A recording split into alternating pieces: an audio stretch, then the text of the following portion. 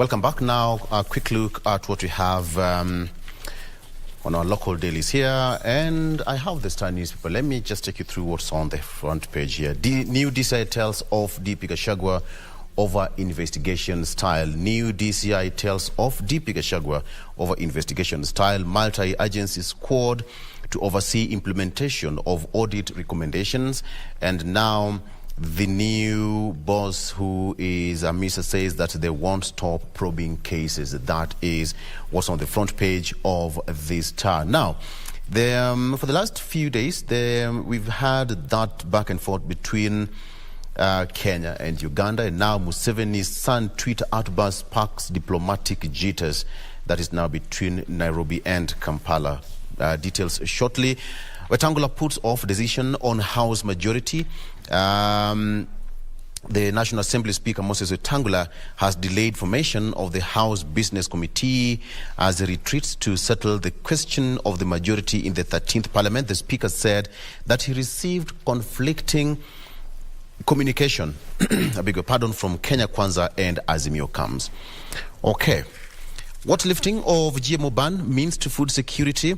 That is the President William Ruto said that the move will help feed the drought-stricken counties where more than 4 million people are on the brink of starvation. Very quickly, family cracks emerge as Gisheru mom skips mass. Squabbles in lawyer Paul Gisheru's family played out in public when the deceased mother failed to turn up for the requiem mass.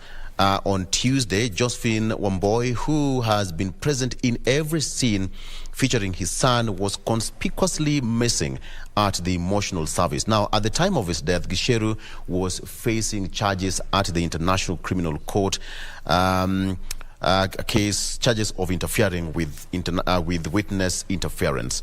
So, when they were asked, a family member said that their whereabouts, they said that he was not allowed. That's a brother said that he was not allowed to comment on the matter, but they were focusing on the burial.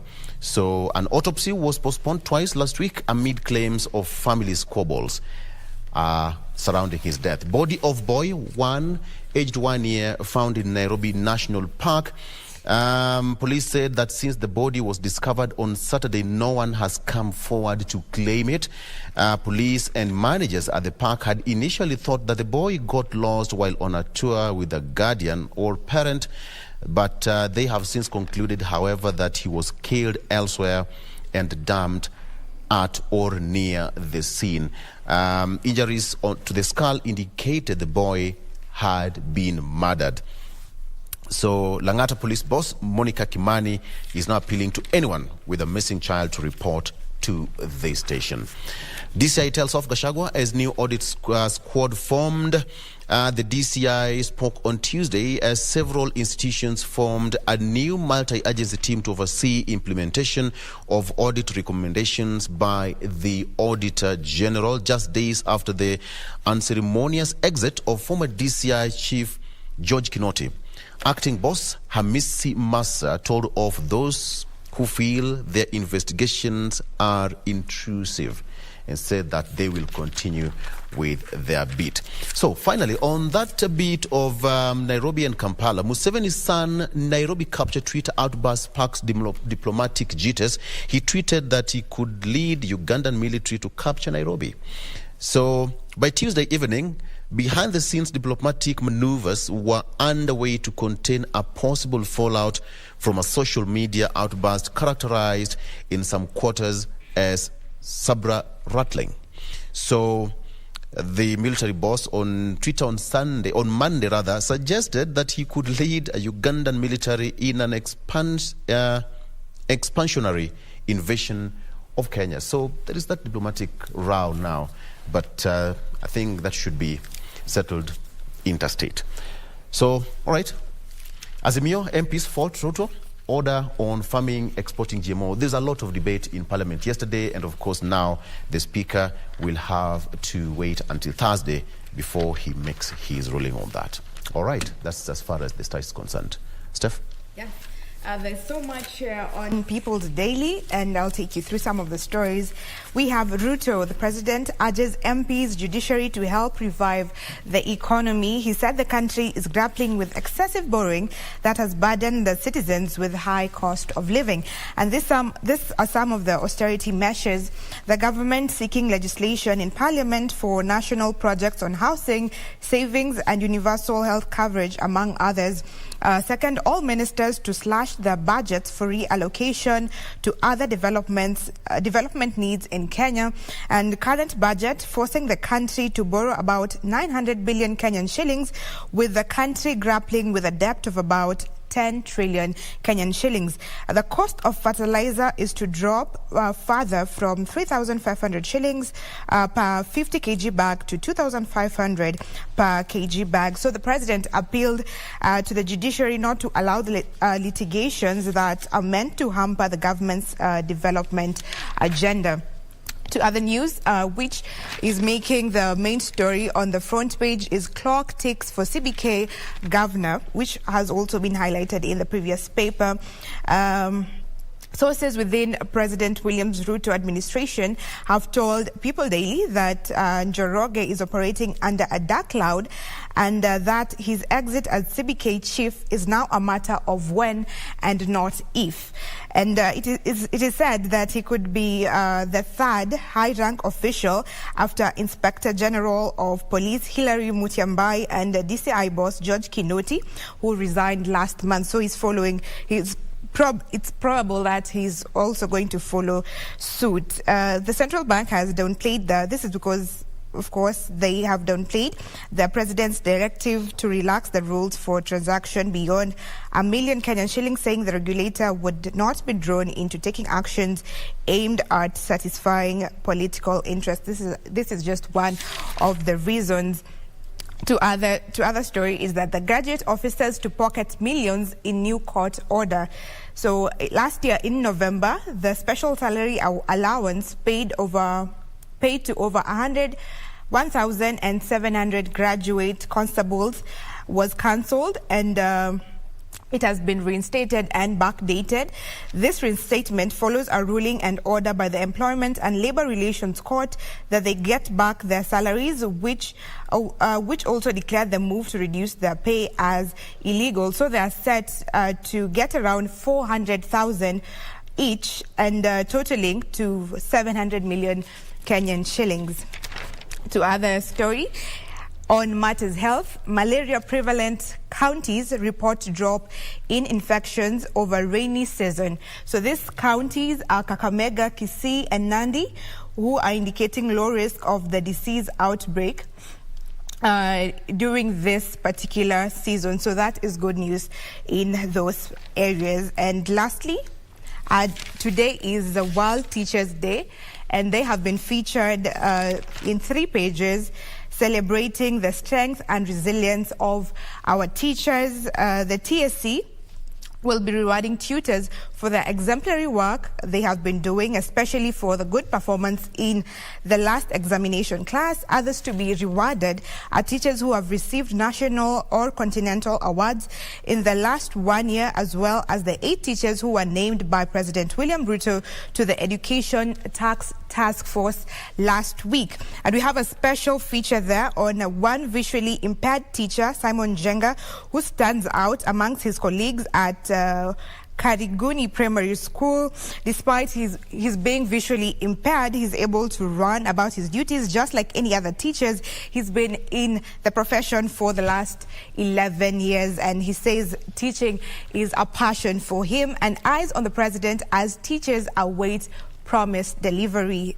He made a commitment to the education, promising that he would address inequities in the sector to ensure a level playing field for all. So, yes, happy Teachers' Day today to all our teachers. These are some of the stories making news on People's Daily. Doreen.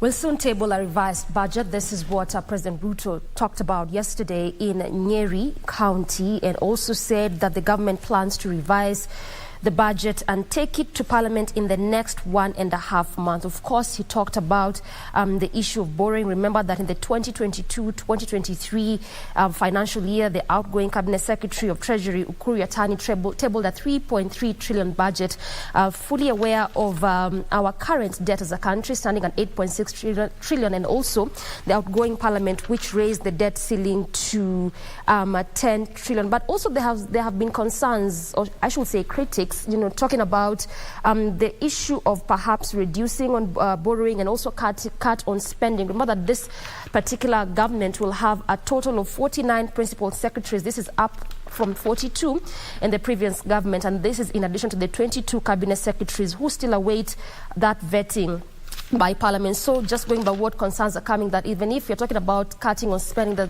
how do we not begin by trimming how the executive is looking like? But we're going to see how all this will pan out, even as he has been so big on the issue of cutting on spending. He also talked about ministries to at least save 300 million in the various ministries. All this to just try and see how best our economy can be improved. Away from that, Siaya MCAs diverted county cash to campaigns, also an issue that was raised by the Siaya governor, that is James Orengo, that in the run-up to elections, some 400 million had been diverted from the county government to various individuals. And just going by that particular issue, there are now fresh details emerging as per how that happened. Going by what you have in this particular article, citing that the MCAs twisted the executive to illegally divert millions to their campaigns for the August 9th general election. So this money that was being talked about was basically for the purpose of campaigns.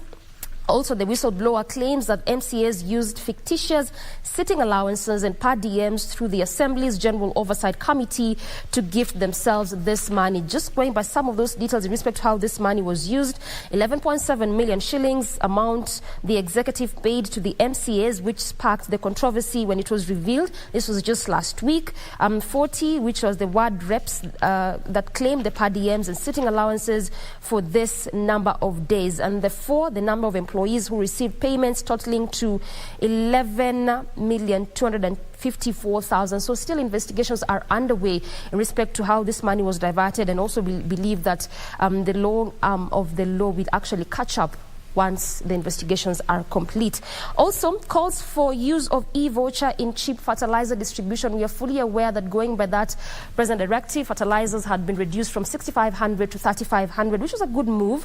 But again, stakeholders are raising concerns in the agricultural sector, wanting the president to adopt his predecessor's way of doing things, that is using the e-voucher method of distributing these subsidized fertilizers to the farmers. There are concerns, or fears, is because of saying that this ongoing distribution of subsidized fertilizers is vulnerable to abuse and also threatens related businesses. There had also been some concerns, particularly amongst farmers who are not registered with the relevant bodies, not being able to, get this subsidized fertilizer. So this is why stakeholders are really calling on the state to just employ the use of e-vouchers to ensure that farmers can be able to get this commodity, that is the the subsidized fertilizers. And to the counties, Arati orders crackdown on theft of medicines in hospitals. That is the Kisii County Boss, who has now ordered public hospitals to digitize procurement of drugs, and this is to curb the rampant theft. This county governor has really, been in the news, just being hands-on on his job. In fact, just was it a week or some days after he was sworn in as governor, he really took a swipe, particularly on those ghost workers in the county, an issue that he termed one of those key issues that leads to bloated wage bills in the counties. And so really has been hands-on, just trying to ensure that things run smoothly in the counties. Regina. Front page of the Standard this morning is all about what happened yesterday at the National Assembly, and that's the question, is the deadlock in Ruto-Raila power battle. Which is the majority party or coalition? That's the elephant in the room that even Speaker Wetangula needed time to deliberate on it as Kenya Kwanza and Azimio leaders made their case at the National Assembly. 173 officially for This is Azimio camp. Well, we have 180 for Kenya Kwanza. And the argument is, from the floor of the House, if we just can do a recap, remember all the stories are still available on our website, is that one camp was arguing that those who have decamped needed to do so before the elections, but they actually were voted in on account of the parties or the coalitions they were representing then, so it did not augur well that now after the elections, that's when they decamped to the winning side, so to speak, and that is Kenya Kwanza. We'll keep tabs on that, with Azimio maintaining that whether they are 10, 5 or 3, they are going to keep the government on its toes and just be the guard dog, so to speak, in as far as policy and legislation is concerned.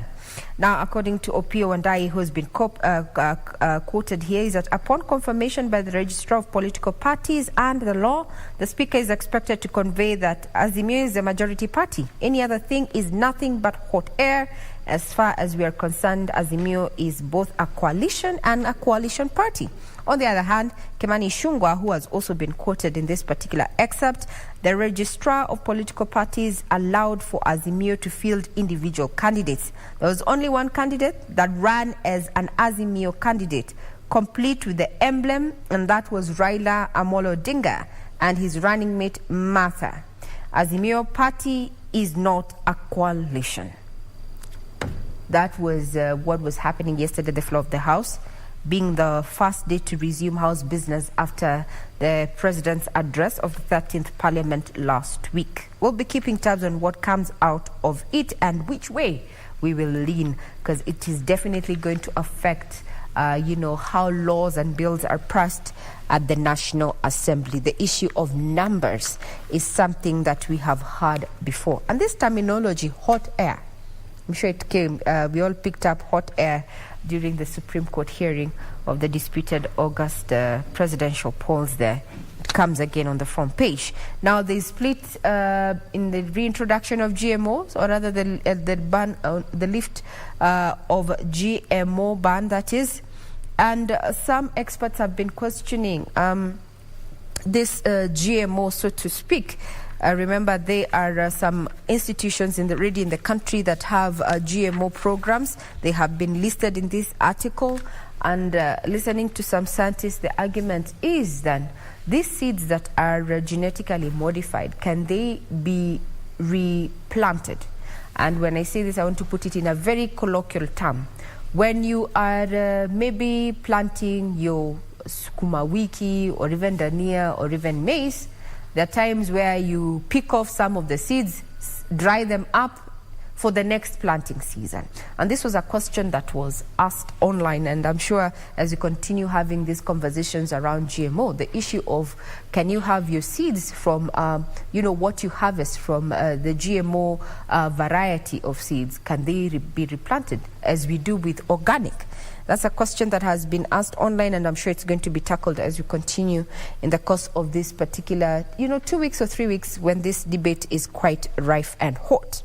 Now, tweeting General Stars Nairobi Kampala ties, we had this back in history. If you go back in history, we had a moment such as this during the reign of the first, or the founding father, that is none other than Jomo Kenyatta there, who actually tackled this issue with Idi Amin then.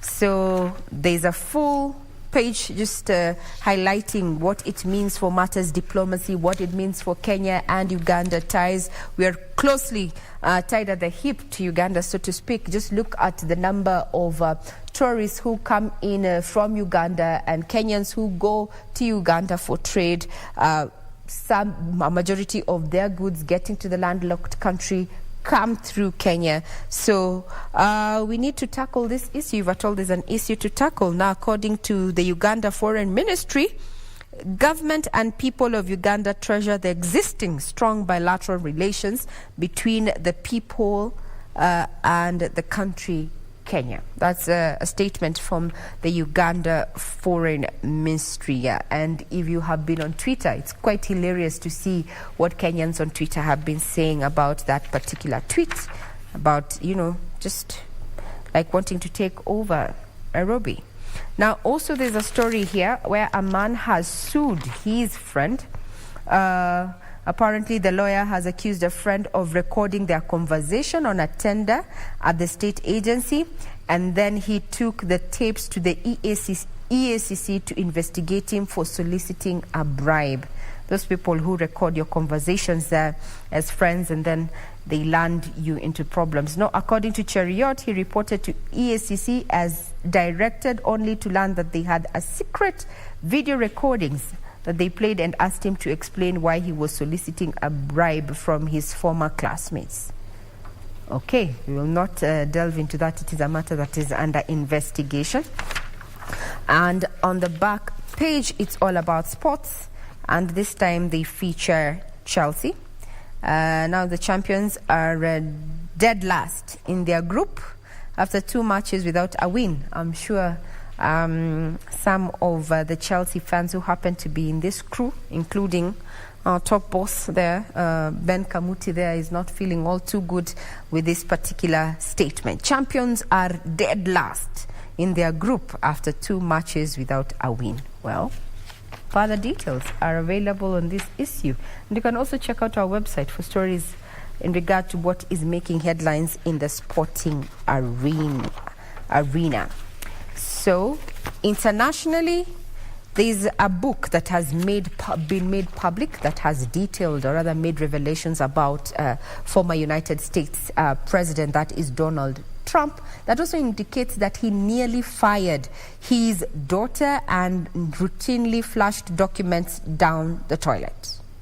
Well, what was he hiding? Well, if you come across this particular book, well, then have a read and maybe you can let us know what you found out. That puts a cap on matters in the headlines. I leave you in the able hands of my colleagues. That is Ayeta Arange and Victor Olo. Now we're going to be taking a quick feature before we get back to matters of conversations that are highly emotive, especially when it comes to cases of, suicide by children. We'll be keeping tabs on that, so do not go away. Here is a small feature for your enjoyment.